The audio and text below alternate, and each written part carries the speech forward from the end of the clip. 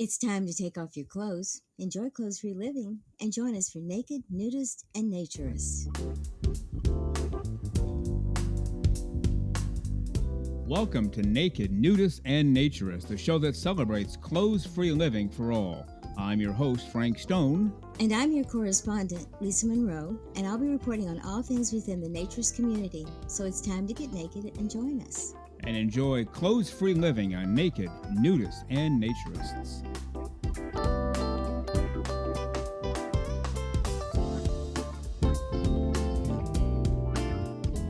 Well, greetings and welcome to Naked, Nudists, and Naturists, episode 69. Today we have to dive right in, and we have Rob coming up about a naked calendar from the UK, Linda Weber, and BLANEY and STEVE from Playa Sonrisa.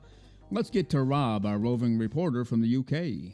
Rob here, today acting as a bit of a roving reporter here in London, England.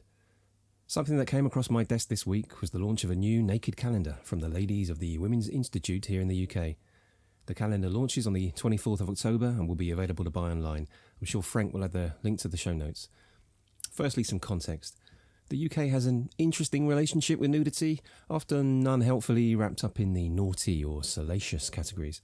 We seem to have an arguably more accepting attitude to naturism and being naked than our friends over in the pond in the US, but are lagging way behind our pals in Europe, where clothes-free saunas and steam rooms are absolutely commonplace as part of hotels and YMCAs and the like, particularly in countries like Germany and Denmark. The Women's Institute, or WI, is an amazing women's movement, comprised of campaigning, fun and friendship, and it's brought about huge social change over the last 100 years.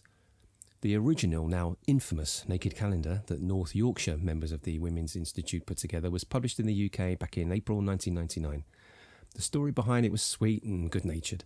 The group decided it would be fun and a bit thrilling to create a naked calendar to initially sell through the WI and to family and friends in order to raise money for a leukemia charity close to their hearts.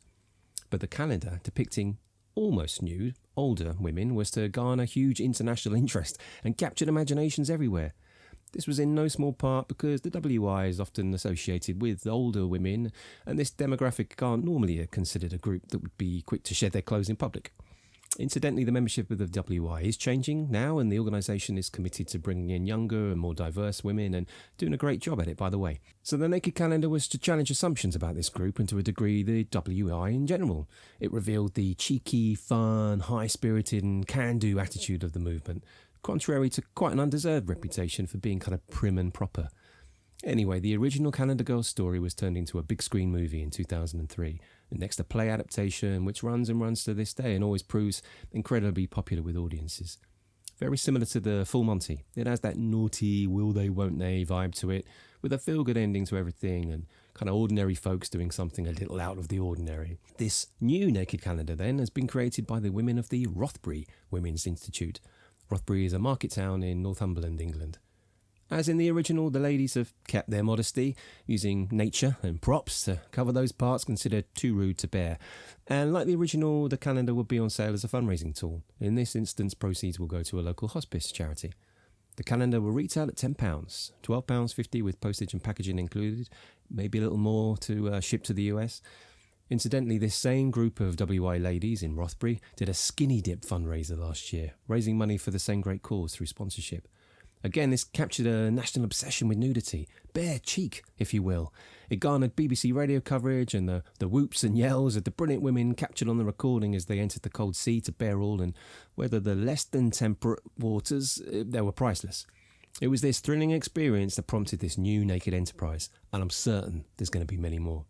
So I thought I'd give the ladies of Rothbury some coverage, pun intended, on this show if I could, and Frank kindly accepted. Cheers, Frank. Maybe in the future I'll be able to bring you some more nude news from here in the UK, but for now, have a great clothes-free day. Yeah, we do appreciate that tagline. Check them out, Rob from the UK, information in the show notes. You're listening to Naked, Nudists, and Naturists, episode 69 today. We are the official podcast for the American Association for Nude Recreation. Become a member, AANR.com. And now let's get to part two of my interview with the current president for AANR, the terrific Linda Weber. What do you think are the hang-ups or the drawbacks for the younger folks? Just too busy to get involved and sign up and show up at a club once in a while? Or is there something else that they just want to get through the 20s or their 30s before they do stuff? What have you heard? It you know what? It really varies, but there's a theme that really goes into it, and there's, the time factor, a lot of them are working, and the cost, they don't necessarily want to, get into a big, club cost. They believe that they may not use that, and then they don't necessarily wanna be locked into a club. They like the free beaches, they like the hiking, music festivals, fun festivals, runs, the paint throws, things like that, where or just getting together with their age group.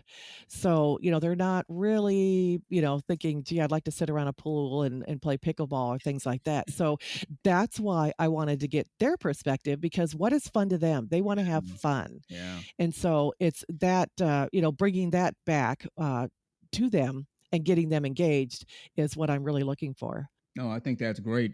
I noticed there's a circuit out there. I think it involves a number of clubs, the Nude 5K or whatever they call it. That's probably certainly a great way to attract the younger folks, right?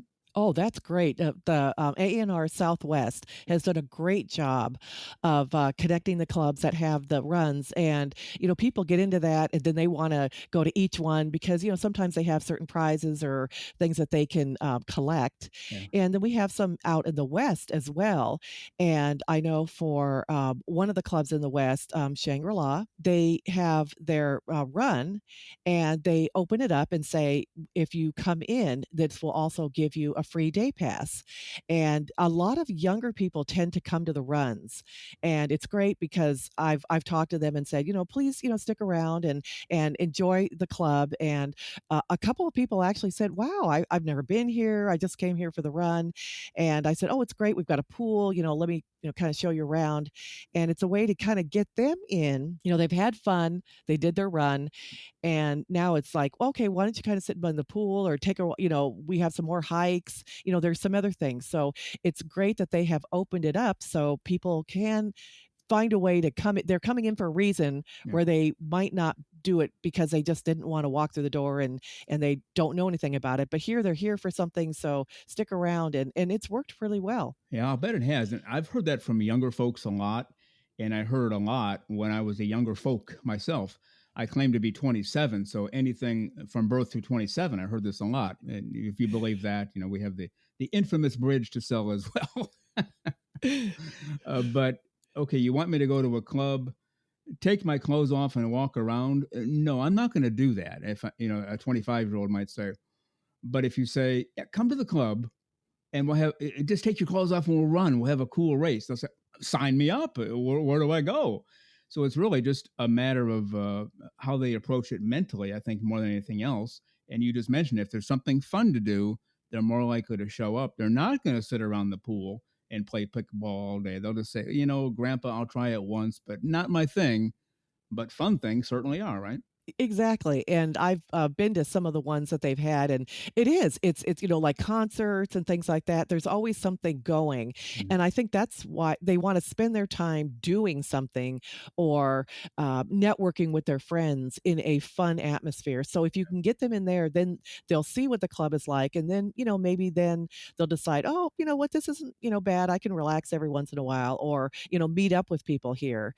But it's just a way to get them, used to, what a club is. And so then later on they can, make the decision. Yeah, no, I think it's a great idea. A couple last questions for you then. I was asked this question a few times when I interviewed for CEO jobs, and that's what you are, at least in my book. You're the CEO of AANR, you're the president. They asked me, okay, so if we hire you, what are you going to do your first 100 days to make sure that the community has your respect and they know you're a serious guy about getting things done, that you're competent, etc.?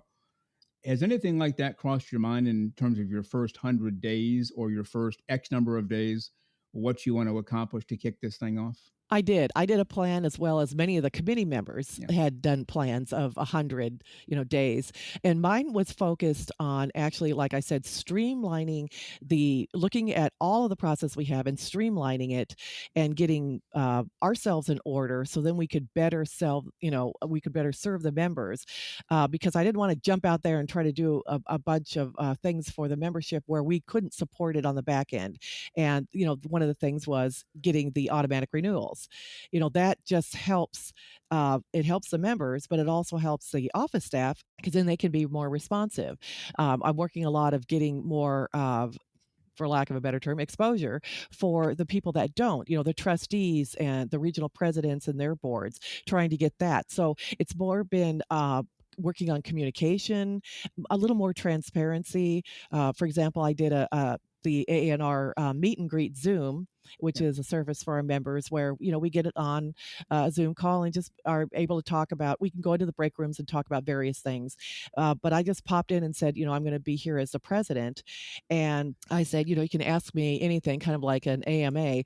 And I was ready to take anything that came along. And actually, the feedback that I got was, we really appreciate the fact that you're willing to spend your time to ask us, anything that, we may, have a concern about or anything like that, where they felt like they could actually talk to a person. In these days and age, so much stuff is automated, Yeah. and it works in some point. But if you really have something that you really want to talk to somebody, a bot isn't going to help you. Right. And so by showing that I'm not shying away from, the hard questions or anything, and I've told people, if ANR is working for you, that's great. I love to hear that, but I want to hear what they think is not working. What is something that is a concern for someone, something that didn't work for them or that they were disappointed in? And those are the kinds of things that I want by being out in the public. Is I want to know what we can do, because if it's something small, like they, just had a small bad experience with getting their card or something in a club or something like that, if it's just something that we can correct, that would be great. Otherwise, you've got people walking around saying that they got, they're disappointed and they've got bad service. And if it's something that we can correct, that's exactly what I want to do. So I try to be out there and listening to everything that goes on, because if you don't hear the negative stuff, you don't know what needs to be worked on. And I'd like to have it be one day where I don't hear a lot of negative things. I don't hear a lot of negative things now, but I do hear about things that we could improve. And that's what I want to hear, because if that's top of mind of what's on the members, that's what I want to do. Yeah, no, I like that aspect. One of the most significant things about you being the president, and this is just my opinion, but I think everybody would agree with this. When you hear of people running for this position or that position, and not related to Ann or just anywhere, city council, state government, national, the first question is, who is he? Who is she? What has she done? What has he done? Who is this person? In your case, you were already well established in the field, the community of naturism, nudism. People knew you. They knew what you looked like, your face, your hair. They heard you speak. They saw, tons of posts. Almost every day, you're posting something, and always have been, at least for the last several years.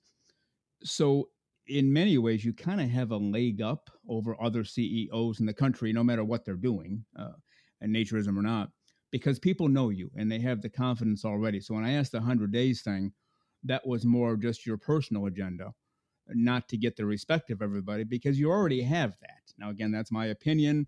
I don't think anybody would disagree with that. Everybody knows who Linda Weber is, not only in the community, but out of the community, but certainly in the community. I don't think anybody does not know you. So that has to be kind of nice. Like, you don't have to introduce yourself or impress anybody. You've already done it, right? That was the one thing that I was really glad about, because I have been advocating for 5 years. Yeah. And so people saw what I was actually doing. So when I was decided to run, it wasn't like, oh, who is this person? I'm going to have to learn all about them. What are they about? Are they really going to stick to what they say? It was always, I already had a proven track record, which was interesting, because some of the people that are not on social media thought it was more of just a popularity contest. They're out there just trying to get, the member, just trying to puff up their account and be out there. And that's never why I went on social media. I was not on social media when I first started, because I didn't want it was about me. I didn't want to, necessarily focus on myself. But when I realized I had a purpose for advocacy, I wanted to get out there. I realized, why would any woman listen to me if I'm not willing to be out there and be a beacon for them? And I noticed that we really had not a lot of women out there that were willing to be on social media. So I, stepped up and said, if I can do it, you can do it. And I think that really carried through because people saw that I walked the talk. I was who I said I was. And so when it came to the campaigning, they already knew me. So the power of social media, if you're not on social media as an older person, you're really missing out. And it's also that social connection where people feel that they can say, listen, I don't know who to contact. So they know how they can contact me because they can trust me because they've seen that I will actually do the action. So I think that working against a lot of people that are not on it Yeah. because I'm bringing it to the table that my follower said this, or this is, what it is. And if you're not on social media, you're missing out on a lot of what our members, want to see and, to be able to touch the members. So I had that. And also the fact that I've fostered a lot of relationships with organizations outside of the US. And it's been great because I've been able to walk into it and already know who the major players are. And that's been great too. Yeah. Well, we won't mention any names, but there are some frauds out there. They just join social media and look at me world to promote themselves, to make money, whatever. You've never been that. And that's what struck us here, even before we ever communicated through Twitter or email, or before we ever had you on the show. We would see your post like, this lady is serious. She's on top of things. She's not out there for, hey, look at me, how great I am. You really were promoting naturism in the purest form. And I think everybody knows that and feels it. You're not a fraud, not even close. So that certainly helps as well. Now, the final question for you. Every job I've taken in my life, whether it was the head guy or below the head guy, whatever I did, after I took the job, I would discover something. Whoa, I wasn't expecting that, whether it's good or bad. Like, oh, this is better than I thought, or, ooh, I got a problem I got to take care of. I didn't know about it. And your predecessor, Mitch London, mentioned that too. He took over as president. It's like, whoa, what is going on here? And he didn't give specifics, but have you found that yet? Either something much better than you expected or didn't know about, or maybe something, ooh, I guess this needs my attention, and I didn't know about it before I became president. Yeah, now I'm able to be privy to, quite a bit of stuff that is not, out there for the membership, like I said, behind the scenes. And it's quite a bit of work. And it's a big responsibility to have to deal with a lot of the things that you can't discuss outside. And it's not bad things, it's just that there's a lot of processes. And especially with the government affairs team, there is a lot of legislation out there, more than I actually was aware of, that is always going to be a threat. We have to make sure that we monitor it so it doesn't get to be a threat. And it seems like there's daily bills. I was talking to Tim Mullins, and one day when he said like 14 bills came in one day, and he said that's actually a low day.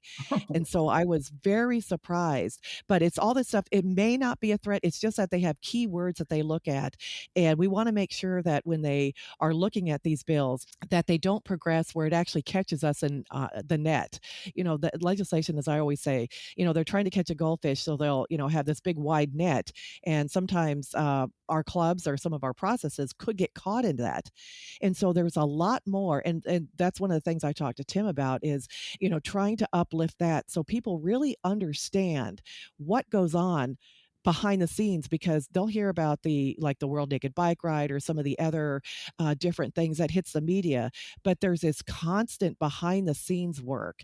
And I said, if people knew the true work that some of the regional folks are doing, I think that's something that should have been, that we should highlight, because I think when people realize there's a lot going on that could be threatening my membership and being able to be nude, that they would have more of an understanding of where their dollar goes. And so that's the kind of things that I want to show, is the things that they may not know about that could really affect us in the future. So, every membership helps us, get closer to that goal of making sure that we can stave off things like that. All right. Well, very well said.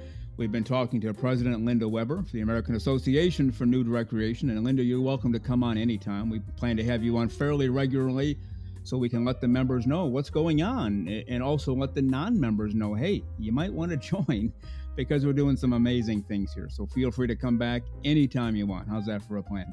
Oh, I sure appreciate that, Frank. Thank you. You bet. Once again, Linda Weber, President for AANR. Linda, go out there and have a great close-free day. We'll talk again soon. Thank you. You bet.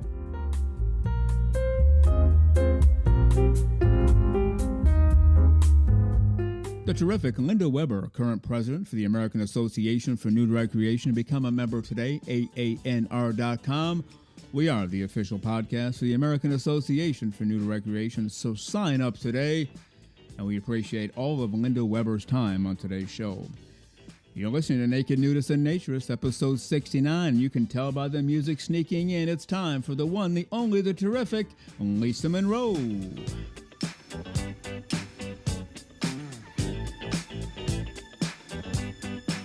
And here she is, the completely over-the-top and clothes-free and 100% smiling, our resident naturist correspondent, Lisa Monroe. Good morning, Lisa. How are you today? I'm doing okay, except I'm also slightly sunburned. So what can I tell you? Me, the ultimate Yeah. sun tanner is sunburned. But anyway, We did get a lot of sun this last weekend, and we'll talk about that in a minute. Did you notice during the intro, based on what you did to me last week, making a face, I didn't look at you the entire time during the intro, did I? yes, I did.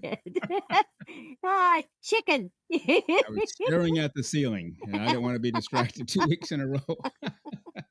Oh, then you know what's going to happen. You're going to get distracted badly the next time. Sorry. And now I'm on guard, so I know what to do. Uh-huh. But I'm good. Never mind. We had an end of the year get together with the staff here, Mhm. most of whom have nothing to do with this show, but they are naturists and they wanted to participate.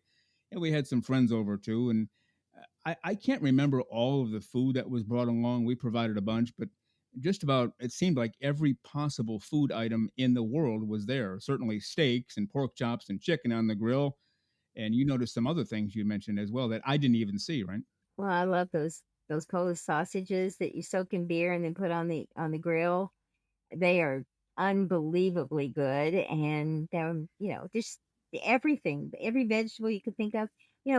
For not a huge number of people, there was a lot of food, Yeah. which was consumed too. So which meant more exercise this week. Oh, you're not kidding. And that's not really the focus of getting together, but it's a big part of what we do because we get together around 11 in the morning and immediately have a meal, Right, like a lunch, brunch, whatever. right. Eat again about 3 or 4 in the afternoon, then eat again at 7 or 8 at night. There's kind of And grazing going on most yeah, of the yeah, day well, because yeah, yeah, it's not major food, it's snacks like yeah, chips and stuff. And fun day. yeah, yeah. And we had it laid out all day, so Yeah, we kept the food inside, so the yeah, flies. Well, we don't have much flies around here, but if they show up, we yeah, don't want them getting to the food. yeah. But a good time was had by all. And it kind of reminds me of people talked about how do you find a naturist group, and we addressed that a couple weeks ago when our guy wrote in to say that I was right, so he became our favorite listener for that day. Just get out there and meet people. There are ways to do it. Meetup is one of them, Facebook groups, but I always recommend meeting people in public with clothes on first, at the local coffee shop, the local diner, and have a discussion. You don't want some knucklehead coming over whose only intent is to make it into a sexual situation. You don't want that. You just want naturist friends, clothes for a living for all the right reasons. Any thoughts on that or any recollections from our little get together this last weekend? I think the group that we had were people who we've been around a lot, so Right, it right. was a to complete comfort level that we didn't have to worry about. But there are times when you'll have new people come over. Mhm. Someone's, oh, I want to bring a friend, they want to enjoy it, or you've met someone that shows interest and you're going to bring them in. So I think it's important to know how to bring them into the group. I mean, you need to let them decide. Do you want to come in, take your clothes off, and join us?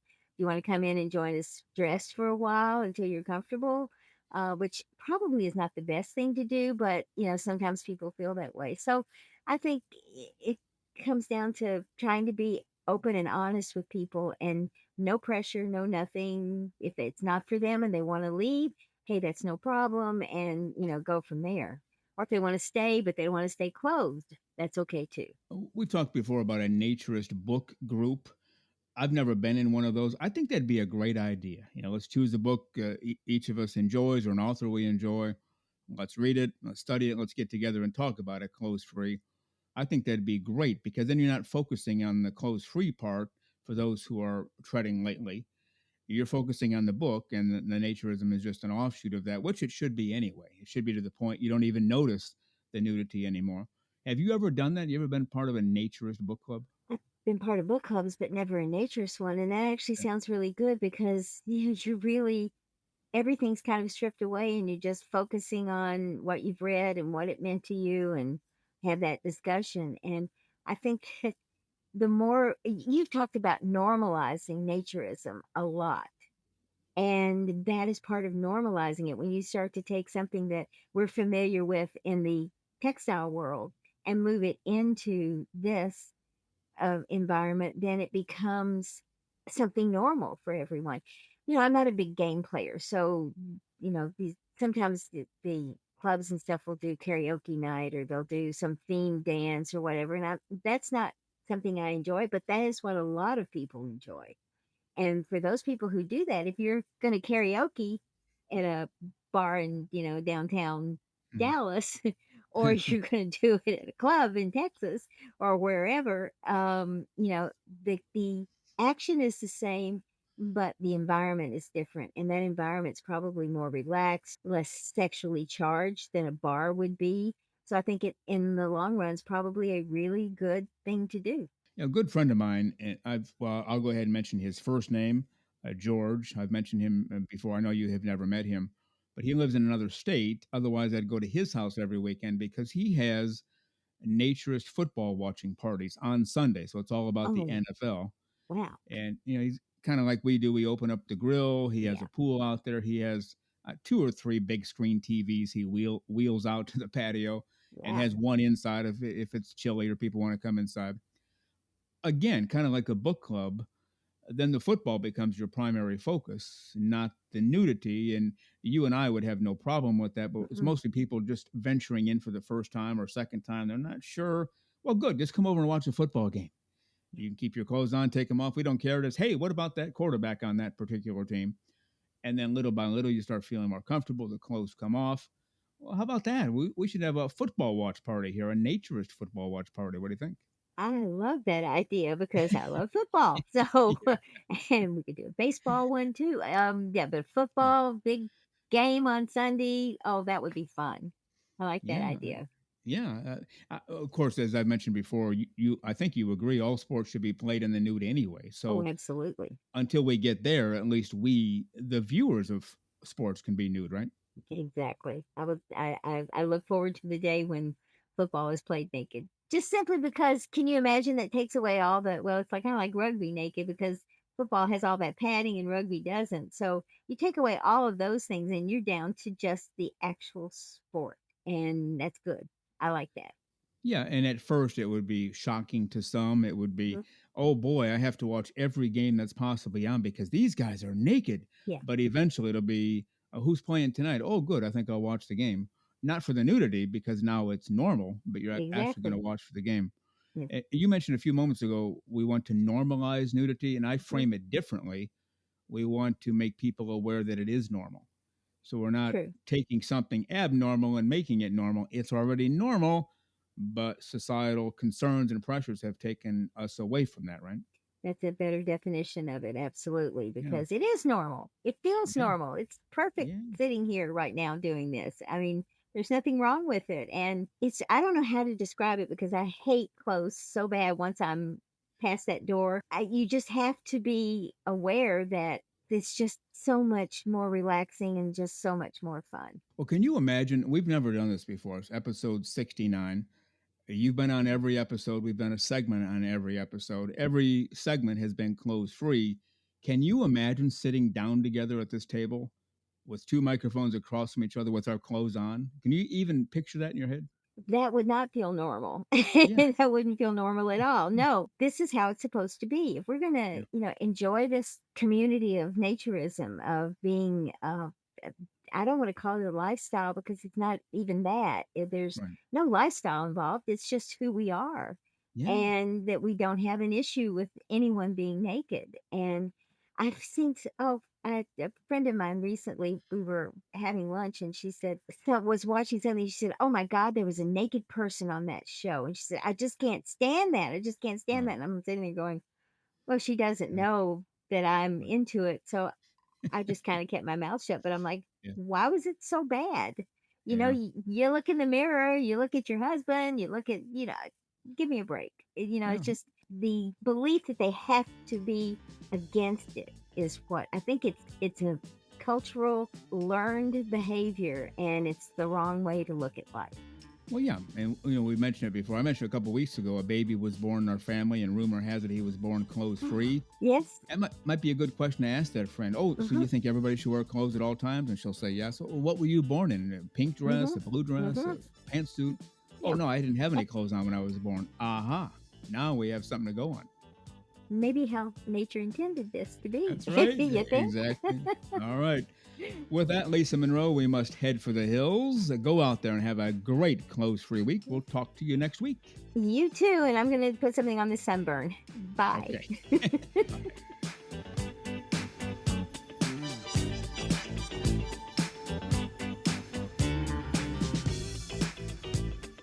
The terrific Lisa Monroe pops in for these weekly segments, does all of our website work and our Thursday Twitter memes. We appreciate Lisa Monroe very much.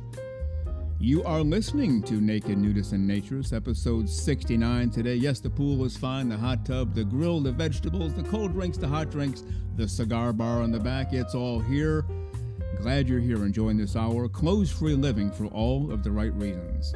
Now let's get to part one of my interview with Blaney and Steve, the owners of Playa Sonrisa in Mexico. We are headed to Mexico this morning. We're going to meet a terrific couple, originally from the USA, from the Baltimore area. I guess they're still from here. You never really are not from a place where you originally were from.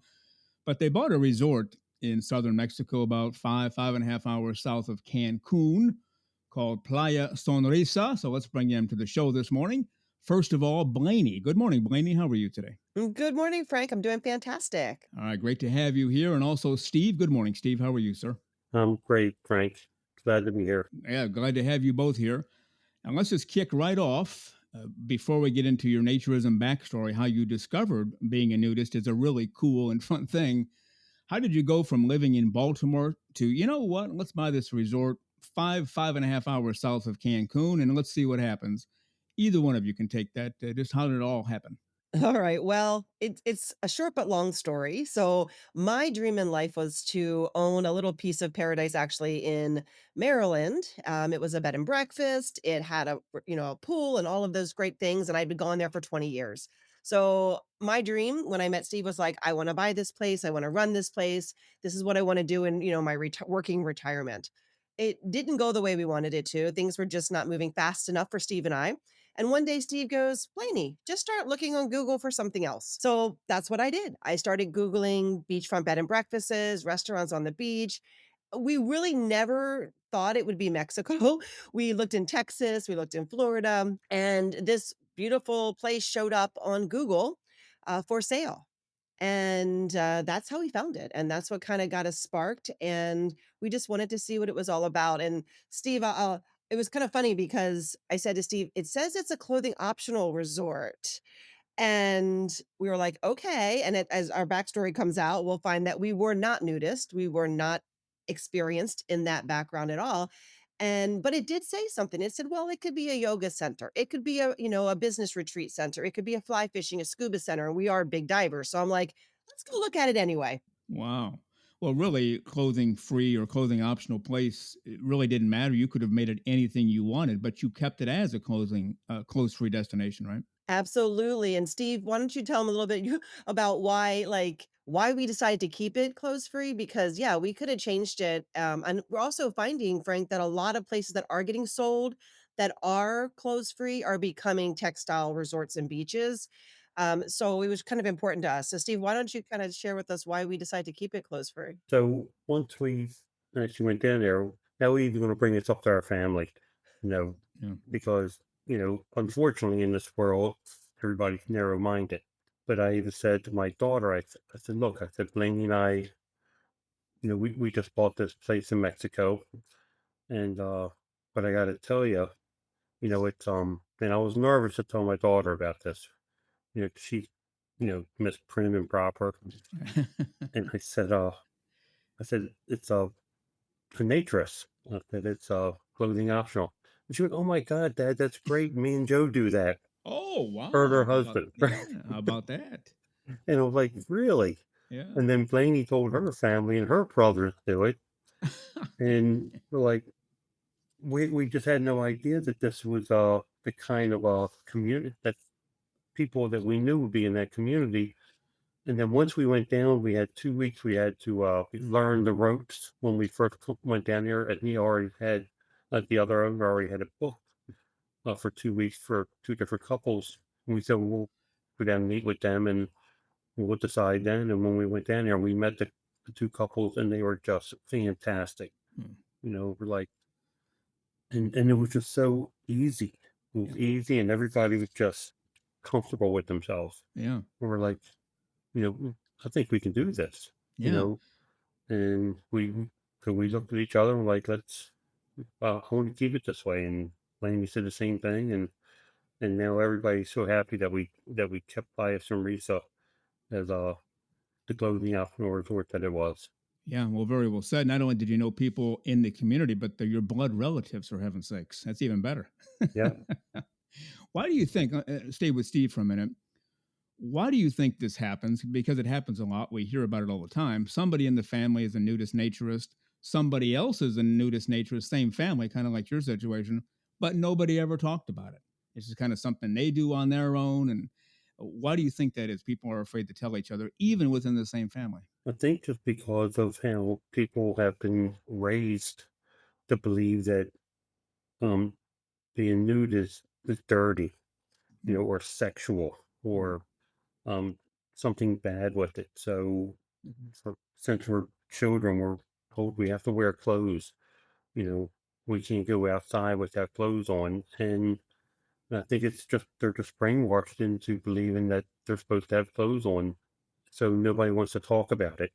It's kind of like people want to do it, but they don't want people in their family to know that they do it.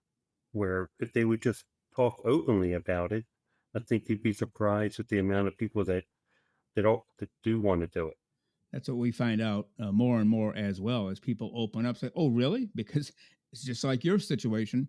We do that too, and before you know it, everyone's together, and that's the whole point of social naturism. You get together and do it. Well, now you got a built-in crew, your own family. Let me go back to Blaney for a moment. Let's hear your backstory now. You told me before we started, each of you basically discovered naturism, nudism at the same time. So let's hear it, Blaney. How did all this happen? So ironically for us, we were not nudist, naturist when we found Playa Sonrisa. So we had never been experienced. Personally, I'd never been to a clothing optional beach in my entire life. Mhm. I don't know about Steve, but I'd never been. And I'm very self, body positive. I'm very confident. So it wasn't anything why I didn't do it. It just never was in my story, right? It never took me to those places. And my brothers, apparently, who did, never shared it with me. So it wasn't something we had discussions about. Right. So when Steve and I first bought Playa Sonrisa, like he mentioned, we went down there for 2 weeks to decide if we were going to keep it clothing free, clothes free or not. Mhm. We weren't sure, honestly. We were like, do we want to, do we not want to? It's up to us. And we, as just like he said, we decided, we met Nick and Lynn's, we invited them to come to Playa Sonrisa. We invited them to come and really to pick their brains, run things by them. We really knew nothing at that time about the community. I started getting online, I started joining groups, I started getting into Facebook, I started doing all the research I can to learn the culture, the community, connect with people. And it's absolutely, we just found that it was such, like he said, a warm and friendly and just a positive community. And after meeting with Nick and Lynn's and finding ways that we can make Playa Sarisa even better, because I mean, 22 years it has served the nudist community as is, Right. and it was fine. But we also found that as we started promoting, we started attracting a younger crowd and a lot of first timers. And Wow. so we're able to help now kind of create this new community of naturists that are never exposed to it and younger, and we're a part of that. And so we just really discovered, like you said, once you shed your clothes and you get to know people, it's like it's just a whole different bonding situation. And so yeah, so once we tried it, we realized it's so much more fun to go swimming and not have a wet, sticky bathing suit on Yes, no when you kidding. come out of the water. Yeah. And when it's hot in Mexico, guys, it's hot. So the last thing you want to do is get up in the morning and have to put on clothes. Yeah. It's the perfect place to be nude, Yeah. all the time because it's hot. Yeah, it really is. I like on your website, near the bottom of the homepage, it says three different aspects about your resort, why people should visit you and stay. The middle one, it says peace and quiet on the world's most beautiful nude beach, Playa Sonrisa, put a smile on your face. The part that I really like is what comes next: private, casual comfort, no crowds, no vendors, no gawkers, no jet skis, no karaoke, and maybe most important of all, no worries. So, this really is a very quiet, peaceful place just to walk around and enjoy the water, enjoy whatever else you're going to do, right? Yeah, absolutely. I mean, people don't get it till you get there, how special Playa Sonrisa is, because there's nobody for miles around for the most part. You know what I mean? You barely see anybody walking down the beach, maybe a neighbor or two, maybe a fisherman, maybe. It's like you really get the resort, the space, the nature to yourself.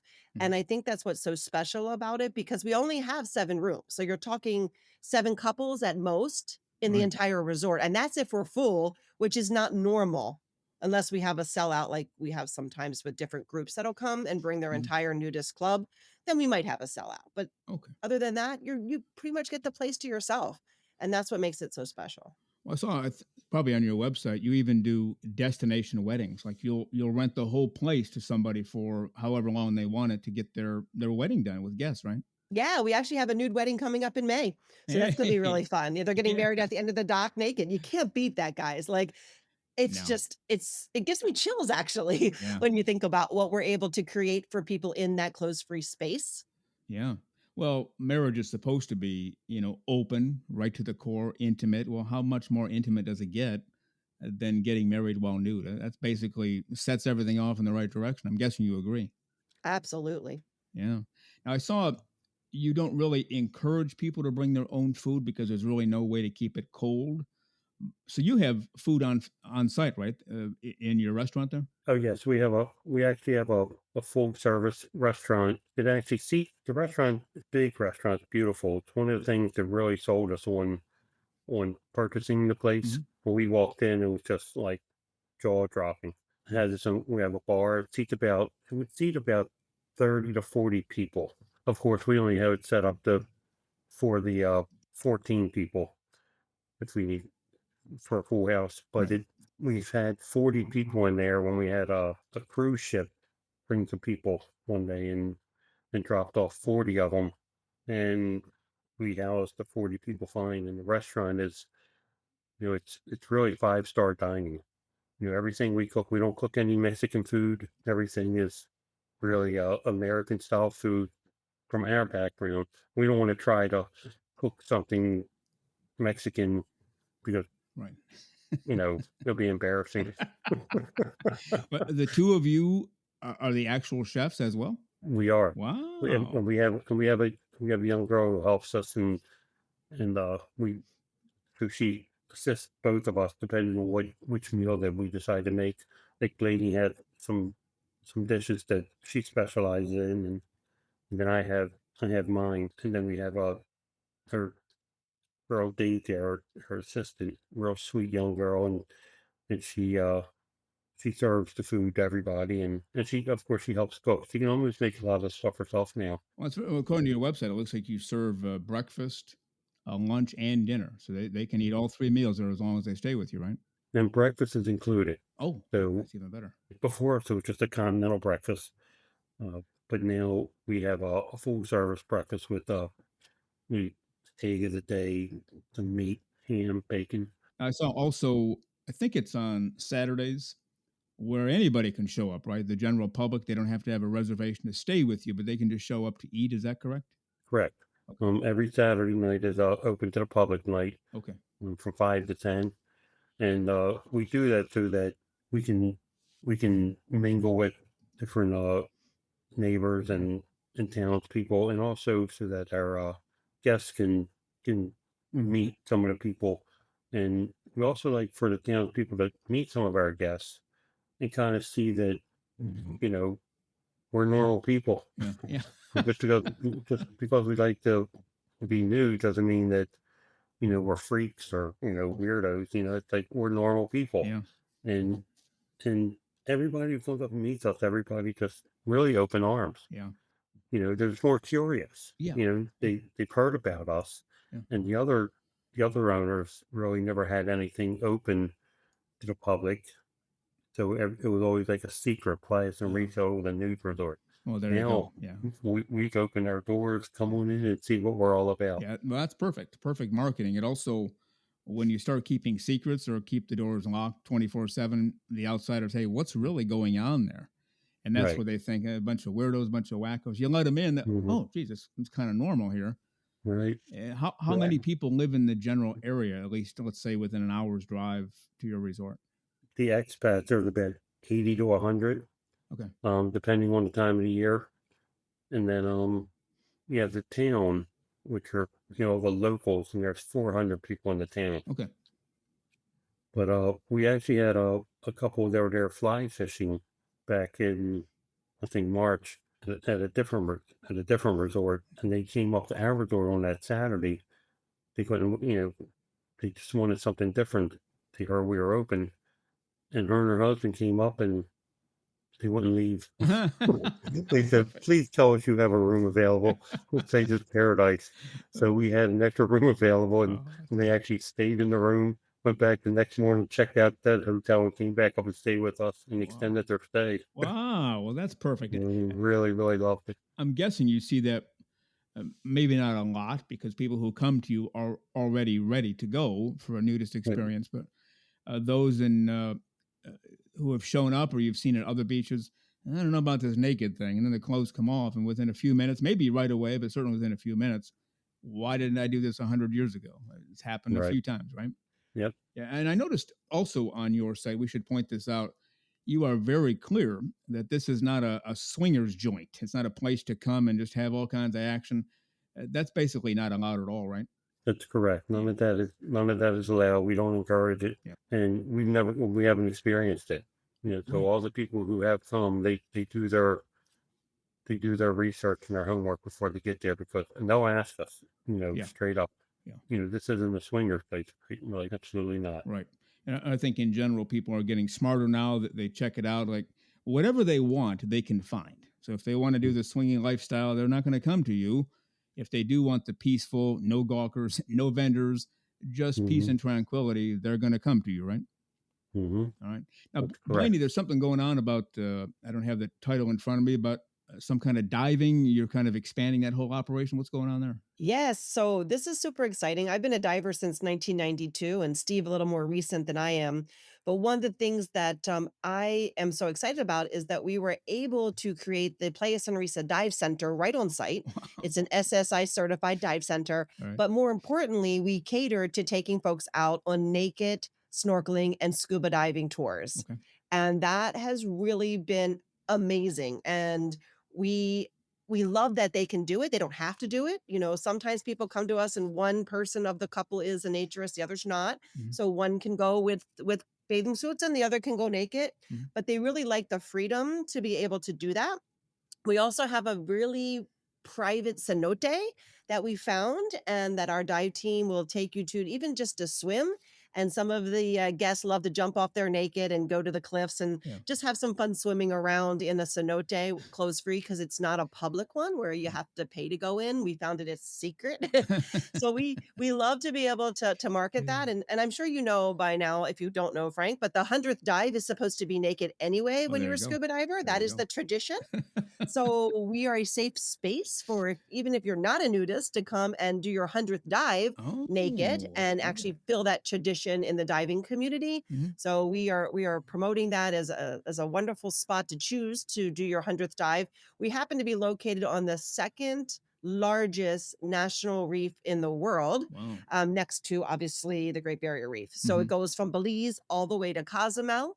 So you can literally swim in front of our resort without a guide and see great snorkeling. And then right over the reef, we have the manatee rooms. We just saw 5 manatees last week on a dive at one time, a whole family. Yeah. So imagine being able to, check your box that you've done snorkeling or scuba diving naked. We can do that for you. And if you're not not a diver yet, we actually can certify you. We have tri-diving classes, we have certification classes, so we can take you through that process. And we just had someone come for a week and they actually got certified with us, and they can even get certified naked if they want. Wow.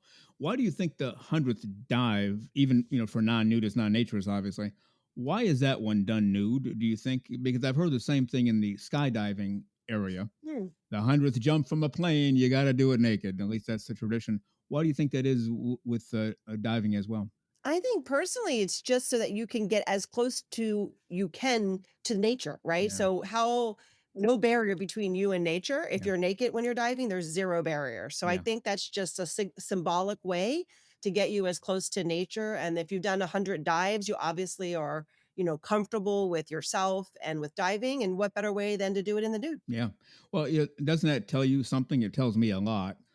If diving naked is a really big deal, so big that we're going to celebrate nude on our 100th dive, shouldn't we do it for the first 99 as well? Exactly. Right. And you can do that at Playa Sonrisa. Our captains are Yeah. comfortable with it. Our Yeah. tour guides are comfortable with it. Yeah. So it's not you just be you, you Yeah. know? Now, a lot of people will ask, they're going to your resort, which is kind of sort of in the middle of nowhere. I mean, there's not a whole lot of folks and towns around. What's it going to be like? You're going to have dirt on the floor, no electricity. I already know the answer. That's not even close to the truth. But what kind of accommodations are there if people want to come in and stay with you? Well, we believe that we are giving you quaint boutique accommodations. Mhm. So we are run on solar with generator backup. So obviously we do have 24/7 electricity. That's not a problem. We have fans. There is no AC, but most nudists, natures don't care, and that's great. Yeah. They're fine with that. They're used to being in nature. But we have 24/7 electricity. We have rainwater so you have running water, not a problem. We give you purified water in your room for drinking. Yeah, all the rooms have tile floors. They all have, lighting. They're beautiful. And Yeah. Steve and I have made some updates to the rooms. We added new, bedding. We added new decorations. We did some painting. So we did modernize them just a little bit. And then when we bought the place, there were 2 bungalows in the back that hadn't been used in probably 15 years. Oh, So Steve and I knew that we were going to grow our, guest. And we have many guests that have been back 10 times, 12 times, 11 times, whatever. wow. And they now get to come back. And Steve, tell them what you did, because so Steve is like the master at like construction and design. He took these bungalows that were practically falling down. Mhm. They were literally storage sheds for junk and created it into one of probably, I think, the most favorite rooms now in the resort. Right. So the first thing we did was the two bungalows that he's talking about are in the rear of the property.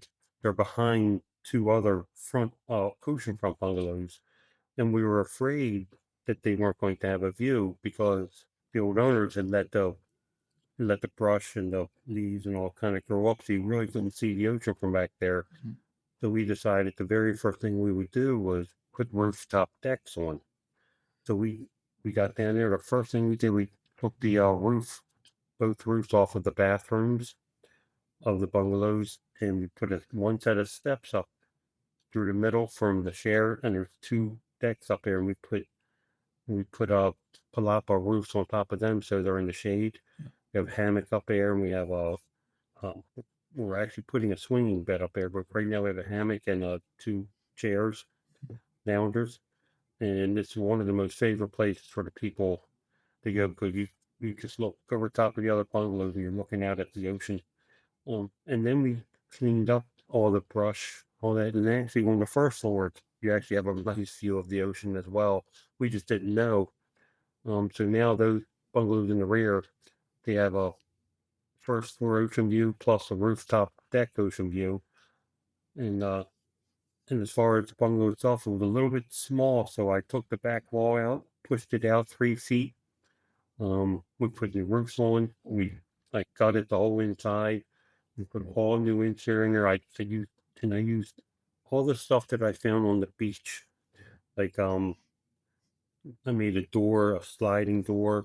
The door I bought, but all the parts I made to use it were parts from the beach, and it's a very very cool, unique bungalow. Wow. So and it's really beautiful, very very beautiful. You make it sound really easy, Steve. Yeah, I just pushed out the wall 3 feet. As though, you just did that in 5 minutes.